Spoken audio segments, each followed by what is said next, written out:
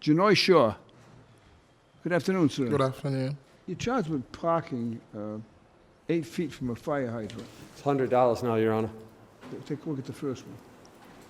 So, Your Honor, this was in the middle of when the computer system switched over, but the handhelds did not switch over yet. So, even though the penalties are $200, the city would ask to waive that due to the fact that the handheld said 30 at the time. It was about a week period when that happened. All right, so, sir, what do you do for a living? HVAC, central here. Oh, you guys make a lot of money. Nah. Recession. I don't know. We call people for HVAC. They want It's $150 recession. before they come. They have $150 to answer the phone, never mind come. Yeah. Well, I've been waiting to get one of these guys, you know?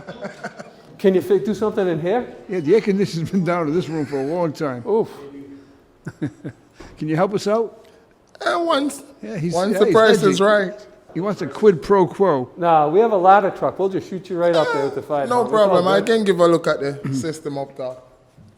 All right, Mr. Shaw, I'm going to explain something to you. You're a very fortunate guy because somehow or other you're right in the middle of a situation with our computer company. Parking 8 feet from a fire hydrant used to be a $30 fine. Used to be. And then the fine was raised to $100. All right. And evidently, but according to what Inspector Carrigan is explaining to me, that you got caught as this was being changed. So the original ticket was 30.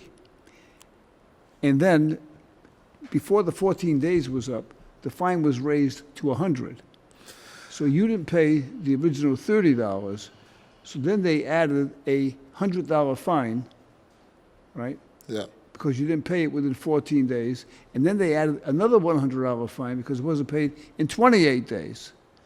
And so the city is now saying we want $230, right, for a ticket that originally was $30. $30. Let me ask you a question. Go ahead. You're in the HVAC business, air conditioning and heating, right? Yes. So if someone calls you and you go to the house, and it's a sweltering day, like, you know, it's like 95 degrees. It's really, really hot. Yes. And they have an air conditioner that they need fixed, right? And they say to you, how much? And let's assume it's a big unit, and ordinarily the cost would be like $400 or $500, right? That's not unreasonable, is it? It all depends. I mean, it could be less, right? It depends on the company that you call, and depends on the type of job and the area. Oh, okay. So, So you have to those pay- verify. You have to pay for the call just for you to go. You have to pay, right? Yeah, just for us to And come then out. after you get there, you have to examine the unit, right? You Yep. got to pay for that. Yep. And then you need some parts, and you have Gotta to pay. buy the parts. You got to buy the parts. Yep. And then you got to pay for you to go get the parts, right? That's true. So anyway, you're up to over 500 now, right? Now, In big companies, my point yes. is, so then that happens, and the person says to you, you know, like, I'm not working, I got 3 or 4 kids, they're all young, and things are tough. I really can't afford this. I always work with my customers, no matter what. They pay for the parts and just pay me for my labor for the day. I always work with my customer. Oh yeah, what do you mean like work with your customers? What do you mean? They like- pay for the parts and just pay me for the labor for the day. Oh yeah? What's the name of your company? Kasana HVAC. Now, you know this is going to go out, and you're going to be getting a ton of calls for people, all of whom are going to have hardship. That's But you true. don't own the company, do you? No, I don't own the Oh, company. but you have the authority to knock the bill down. Nah, I got the authority right now to promote this Oh, company right now. We're getting a different story now. So he sees where he is. No, I don't own the company. Yeah, so I'm just an employee at the so company. you can't knock the bill down. You never know.